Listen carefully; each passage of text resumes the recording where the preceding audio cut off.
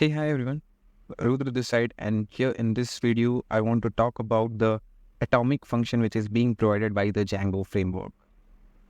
So, if you don't know about the atomic function, what it does is it basically clubs multiple transaction into single transaction so that you can achieve atomicity in multiple transaction, which means that if any of the transaction fails, all other transactions are going to be rolled back. So with the atomic function, you can achieve atomicity in multiple transaction. This is the basic definition of atomic function. But the thing is, here in this video, we are not going to talk about the atomic function of the Django framework. Instead, we will try to discuss how they have achieved or how they have implemented this atomic function in such a way so that this atomic function can be used as a context manager, and it can also be used as a decorator where you are allowed to pass the parameters as well, and you can use it as a bare decorator where you are not passing any parameter and you are not even using the parenthesis at the end of the function.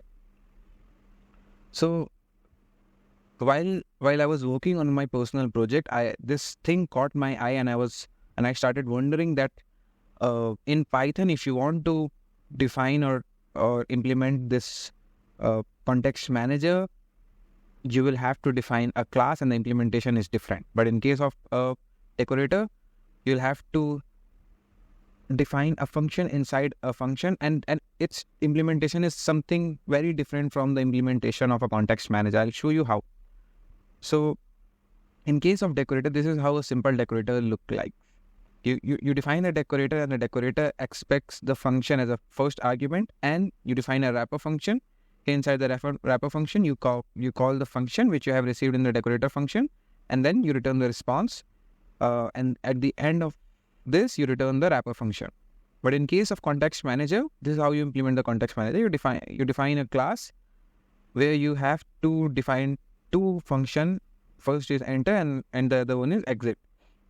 So this is the basic syntax of creating a context manager, and this is the basic syntax of creating decorator. But the thing is, if you will see here in the atomic function, there is something interesting that Django has achieved to make this atomic function in such a way that this can also be used as a context manager and as well as a decorator. And here inside the decorator, you can use it in two ways. The first one is you're using it as a decorator where you are passing the parameters. Now here you're using the decorator as a normal decorator where you are not passing any kind of parameter. Now there's one more thing. If you want to define a decorator where you want to pass arguments or parameter, the implementation is quite different in that case. I'll show you the implementation. So here if you want to define a decorator where you want to pass the argument, so let's create a new decorator function where we are allowed to pass the arguments. So the implementation in Python is quite different in this case. So here, if you'll see, if you want a decorator where you want to pass the arguments, this is how this is going to look like. You'll have to define a function, and inside that function you define the actual decorator, and then you define the wrapper inside that function. So the basic funda is that you receive the arguments in the topmost function, and you use these arguments somewhere inside the wrapper function. But the thing is, if you will see, this atomic function is fulfilling the case of all these three implementations. There's the first implementation, there's the bare decorator, there's a decorator with argument, and the third one is the context manager. So let's see how Django has achieved this triple nature of atomic function. So let me open the definition of this atomic function. So if I will open it, it should be here. Yeah. So this is the normal function which Django has defined. Here we have some logic, and if you see, they have some if-else condition, but in both of the condition, they are returning this atomic class. So let's see what is this atomic class first. So as soon as you will come to this atomic class, you will see that this class is inheriting another class, which is context decorator. If you'll hover over this, you'll get to know that this is a base class or mixin that enables context manager to work as a decorator. That means this is the class which is helping this atomic class to work as a decorator when they have defined it as a context manager. So let's see what is inside this context decorator class. So if you'll see here, this context decorator class is a part of Python module and not the Django framework. If you'll see here, the path is library. Inside this, there's a file context.py, contextlib.py, and here they have defined this context decorator. Now, this context decorator class is the one which is responsible for making a context manager works as a decorator. So the implementation is quite simple. So in case if you want to define a decorator with class, you just need to define the call function inside that class. And inside that call function, you receive the function as well. But the thing is, here there's a catch. Here if you'll see, I have tried to implement this context manager and with this context decorator class, and the implementation makes sense to me, but we won't be able to achieve all these three nature of this atomic function. So let's see what it does. So I have tried to create a class and I have inherited this class. Here in this case, I have defined the init function, the enter function, and the exit function. So this atomic class should be working as a context manager and as well as a decorator. I'll show you. So what does it mean? Here in this case, if you want to use this atomic class as a decorator, what you will have to do? Let's forget about this function for a minute and let's see how this is going to look like. So let's define view1 again. And here, if we want to use this atomic class as a context manager, we can easily use this like a context manager in this way. But if you want to use this as a decorator, what you will have to do is you'll have to define atomic, and then here you will have to pass the using parameter, and then you can view function. But the thing is, with this approach or with this context decorator, you are not allowed to use this atomic class without the parenthesis. So if you'll try to use it without parenthesis, you will definitely get an error. Why so? Because this atomic class is expecting a using parameter in its constructor. But this is not happening in case of this atomic class. Since if you will directly use it without the parenthesis, this first argument is going to be passed as a parameter inside this atomic class. I'll show you how. So in Python, this @ is just a syntactical sugar of decorator, and decorator looks like this actually. So this is how this is how a decorator looks like. So view2, and if you want to use it some decorator over view2, this is how you're going to make it work. And if you want to use it as with @, then in that case you'll have to simply use it with @ over the function. So if you will see here, this part of code and this part of code are equivalent, and this @ is just a syntactical sugar to convert this implementation into this implementation. Now coming back to the atomic class. Now here, if you will not use the parenthesis, so what this is going to do, this is gonna pass this view2 or this view2 function inside this atomic class, something like this. So the first parameter is going to be a function and not a using, which is supposed to be a string. You hear using inside atomic function is supposed to be the database name. But if you'll see this atomic function here, in this case of atomic function, you can actually use this as a bare decorator where you do not need to pass the using or any kind of parameter, and you can use it even without the parenthesis. Let's see how they have achieved this. So let's go back to the implementation of atomic function again. Now they have some logic here. Let's see what they are actually doing here in this function. So if you'll see, they have mentioned that this if case is basically for the bare decorator. Now what is this bare decorator? We have already discussed that bare decorator are those decorator where we are not using the parentheses or where we are not passing any parameter inside the decorator.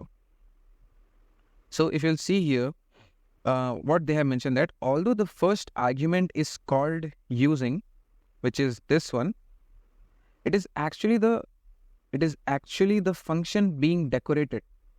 So if I'll simplify this, what they mean is that that even they have defined this using, and this using is supposed to be a string or the name of the database.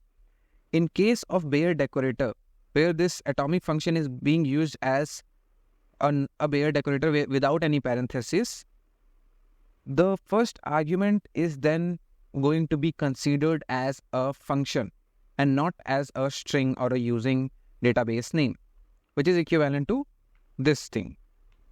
So view 3 is then considered to be a atomic, and then view 3 is being passed inside this atomic function. This is what they have described here in this comment. And this is and we already discussed that this is equivalent to this one. So this means that if you're not using any parentheses along with the decorator, the decorated function is itself going to be passed inside the decorator function. And this is what they have mentioned here. Now, what they are actually doing is they are checking it by the callable function. With the callable function, you can check if this or the first argument or the first parameter is a function or not. So they are checking if it is a function. That means that developer has used atomic in this way. And that is why the first argument is a callable. Here, this is what they are checking it. And they are checking if it is a function. What they're doing is they are actually getting the decorator function first, and then they are actually passing this function inside the decorator function. I'll show you how. So this part of code is actually equals to normal atomic function. So this is the decorator function which they are getting from this class, and then they are returning this decorator function with the using function. Here using is a function and not a database name. So they are extracting the decorator function from the atomic class. And how is it happening? This is happening because of the context decorator that they have inherited here inside this atomic class. So if you have inherited context decorator, and if you will simply call this class is going to return you a decorator function and not a class object. So this atomic is basically a decorator function. If you want, you can use this atomic as a decorator over some function if they have defined some function inside this. So they could have used this in this way, atomic, and they could have defined some function here, and you can simply return anything here from this function, something. So this basically the return type.